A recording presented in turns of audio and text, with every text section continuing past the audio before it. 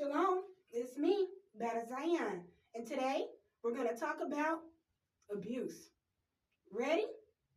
Let's go. Please show me in the Torah where it tells you that it's acceptable for you to beat your Isha or a prospect. Okay? I don't see that anywhere. Okay? All right. Secondly, didn't Yah send you your Isha as a gift, a favor unto you, a blessing, and she should be treated as a treasure? Okay? How can you treat her as a treasure if you're beating her? Okay?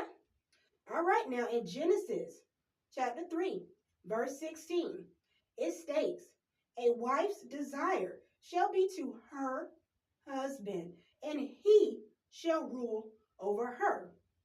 Sounds wonderful and blessed, right? Absolutely it does. Now, let's go ahead and jump into laws of slaves. Now, I know some may be like, but I'm not treating my Isha as a slave or the prospect as a slave. Fine and well. That's absolutely fine and well. However, if we turn our Torah to Leviticus 25, verse 46, we're going to break that down. Okay? All right. And it states, may keep them, the stranger, as a possession for your children after you, for them to inherit as property for all time. Such you may treat as slaves, stranger. But as for your kinsmen, brethren, no one shall rule ruthlessly over the other. Now, we just read in Genesis that the Ish is to rule over the Isha. Okay? Now, in Leviticus, we just read that the ruler who rules over the other cannot rule ruthlessly. Okay? Now, the definition means this. Ruthless means lacking compassion, mercy, or pity. Synonyms. The word can be replaced with terms like merciless, cruel, pitiless, heartless, or callous.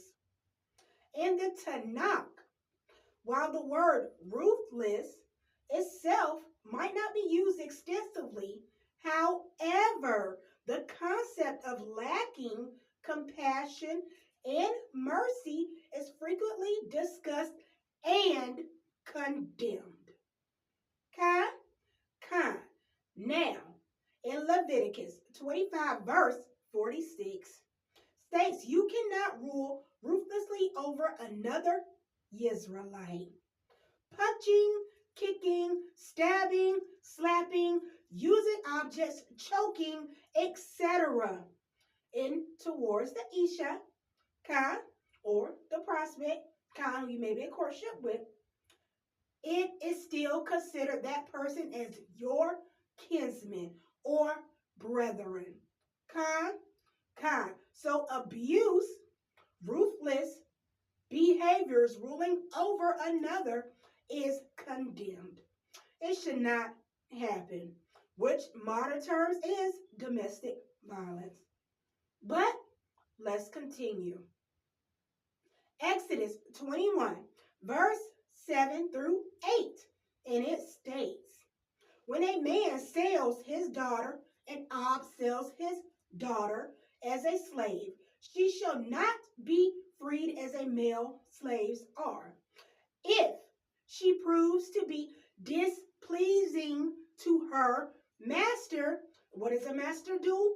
Rule over. Who designated her for himself, meaning you, sir, took her as your Isha or your prospect to make her your Isha. He must let her be redeemed. He can give her back to her family. He shall not have the right to sell her to outsiders. He cannot sell her to the strangers who can make her a slave.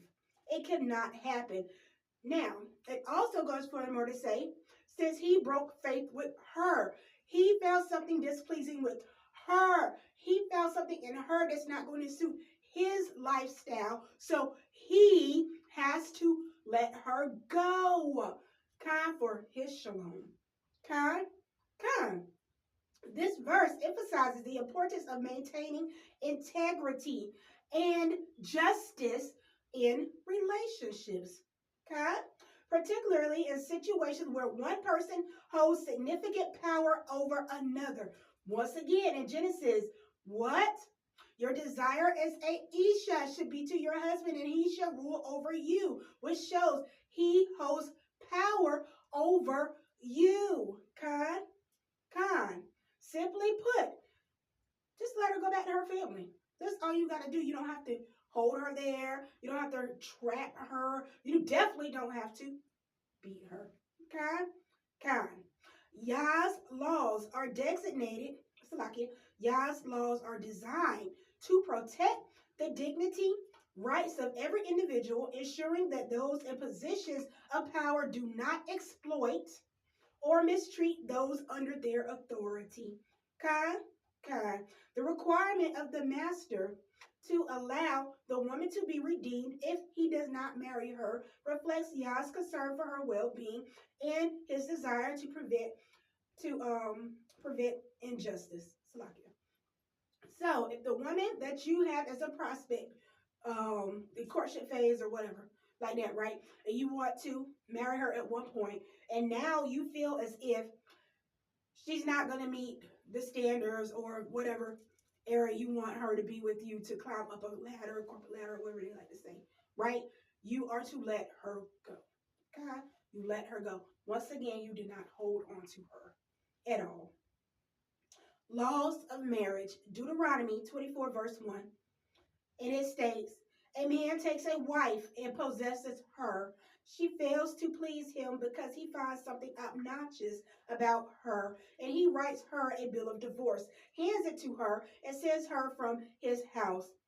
Kind, which is common sense. Kind. So, once again, if you find something displeasing, as we listened to in Leviticus, about the Isha, kind, that you are married to, or somebody in your courtship with, wanting to make your Isha, and she's not satisfying you in every type of way, spiritual, sexual, or whatever it is that you feel that you need upliftment and security in for yourself, you let her go. You sign the Isha a bill of divorce and let her go from your house. You cannot sign a Isha a bill of divorce and tell her to leave out of a house that you ain't even owning. That don't make no sense at all. Okay? So who would actually have to leave? If it's the Isha's house and you divorce her, you have to go, sir. That's how that looks. Okay?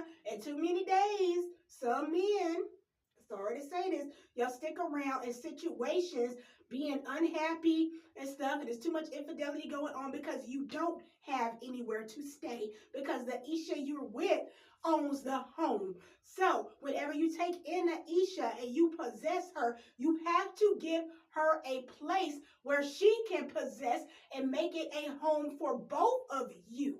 You have to give her something that she can put value into.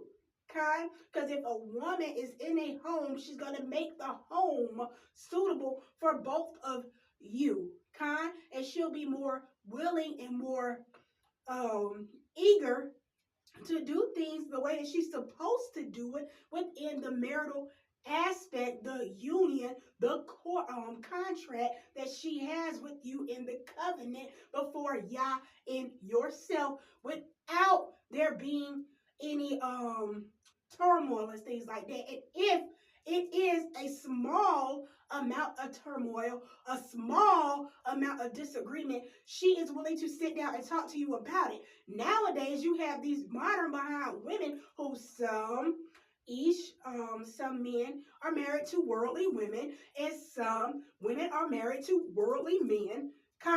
that are going to be combative and bucking and all that type of stuff, having no shalom within the home. Con. So the best thing to do in that situation, once again, if you want to divorce her, make sure you own the home. You cannot divorce somebody out of their own home and then tell them to leave. You can't do that at all. But let's continue. The purpose of the bill, it served as a formal record of the divorce and provided the Isha with a legal right to leave her husband's household. Meaning insignificance of the bill was a recognition that marriage could be dissolved and if offered some protection to the Isha by ensuring her freedom or to remarry. Okay? So, Ishas, if you're feeling like you cannot remarry once a man gives you a bill of divorce, that is a lie. The only thing that you cannot do is remarry the man who is divorcing you. It makes sense not to go back because he found something wrong with you the first time. So why go back to the past thinking that you're going to make it right if he already has it set in his mind that it is not going to work? So you can definitely remarry the next one, right?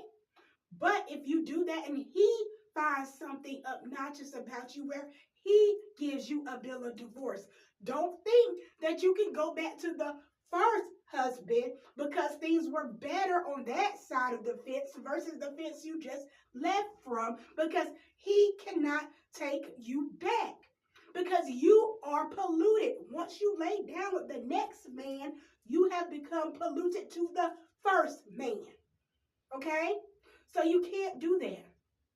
So be mindful when you're handing out bill of divorces and when you're accepting bill of divorces, y'all really have to think about this thing. All the way full circle, think about it. But let's continue. Now, furthermore, if you find something unfavorable in her eyes, you should divorce her, correct?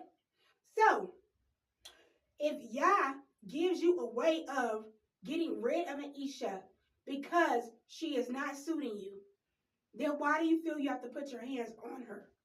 There's no reason there. Your escape route is the bill of divorce.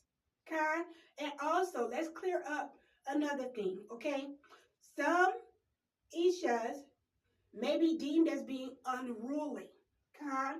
Because of the mouth or the attitude or whatever it may be that man may see in you. Okay? It may be correct and it may be incorrect. I don't know. That's not my business. However, what I do know is this. Training is for a dog, okay? Teaching is for humans, okay?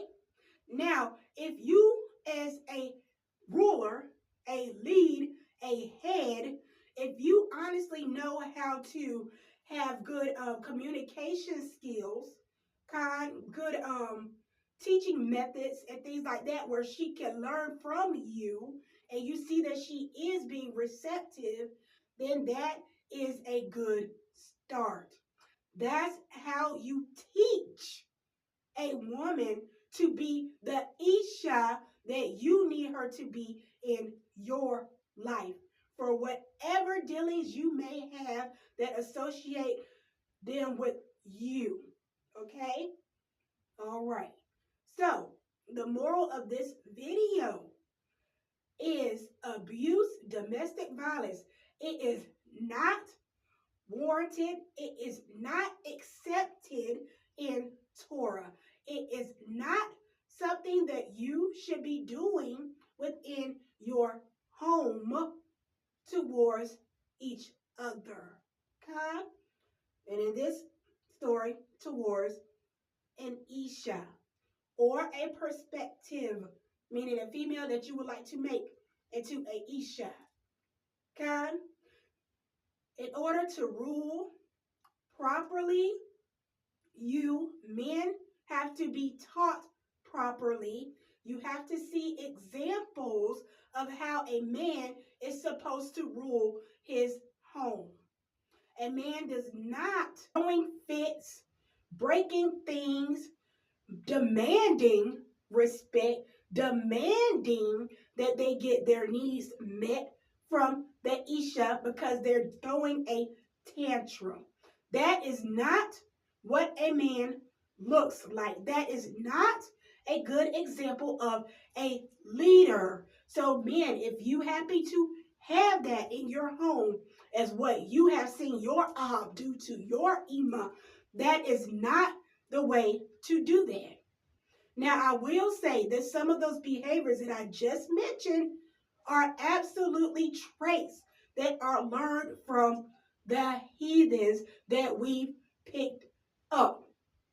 And those behaviors and doctrinations are not a way to have a successful covenant amongst each other with the Most High Yah.